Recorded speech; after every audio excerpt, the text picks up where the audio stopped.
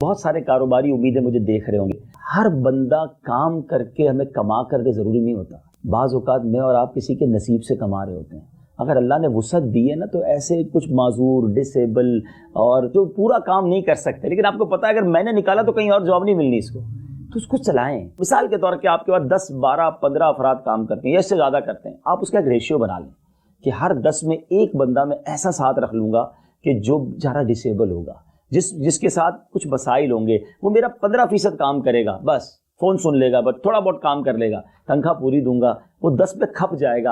آپ کے بجٹ پہ اتنا اثر نہیں آئے گا، اس کی زندگی بن جائے گی، وہ مایوسی سے نکل آئے گا. اس کو یہ احساس ہوگا کہ میں بھی کچھ کر سکتا ہوں. جتنے کاروباری مجھے سن رہے ہیں، مل اونر سن رہے ہیں، بڑی بڑی فیکٹریوں والے سن رہے ہیں، ایک ایک دو دو آپ خود ویکینسی نکالیں.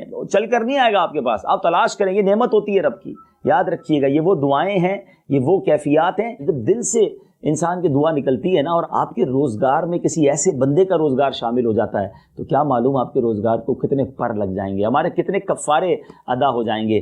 ہمیں اللہ نے ہاتھ پیر سلامت دیے، آنکھیں سلامت دی، بولنے کی قوت دی. اچھا، مجھے بھی آنکھ دی، میرے سارے بچوں کو بھی آنکھ دی. ذرا سوچیں نا، آپ کے اور میرے بچوں میں کوئی نابینا ہوتا، آپ کے یا میرے بچوں میں کوئی بغیر پیر کا ہوتا، بغیر بولنے والا ہوتا. کتنی نعمت دی اللہ نے، اس کا کوئی مول نہیں ہے. ذرا سوچئے، یہ وداؤٹ آسکنگ ہمیں ملا ہے، ہمیں مانگا نہیں تھا، اللہ نے ہمیں سب نعمتیں دی ہیں. اگر آپ چاہتے ہیں یہ کنٹینیو رہے نا تو اس طرح کی فیملیز کو سپورٹ کریں. میں سچی بات ہے کہ بڑا مجھے شوق لگا کہ صرف اس لیے نکال دیا کہ اس کو نظر نہیں آتا تھا، یار یہ بیٹھ کے دعائی کرتا رہتا تو نہ جانے کتنے کام ہو جانے تھے. تو بہرحال ہم چاہتے ہیں کہ ہماری یہ نعمتیں چلتی رہیں، شکر گزار رہیں. تو اس طرح کے جو پریشان ہیں ان کے ساتھ ہمارا برتاؤ، ان کے ساتھ ہمارا حصہ ضرور ہونا چاہیے.